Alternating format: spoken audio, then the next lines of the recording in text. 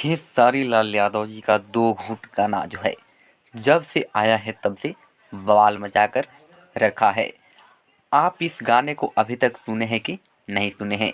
अगर सुन लिए हैं तो कमेंट बॉक्स में जल्दी बताएं ये गाना आपको कैसा लगा।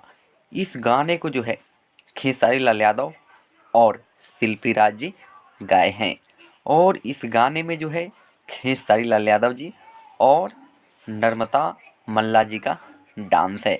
आपको बता दें कि इस गाने को एडिशनल लिरिक्स यानी एडिशनल लेखक अजीत मंडल जी लिखे हैं और वहीं इस गाने में जो है जो म्यूजिक डायरेक्टर है शुभम SBR जी इसमें अपना म्यूजिक दिए हैं।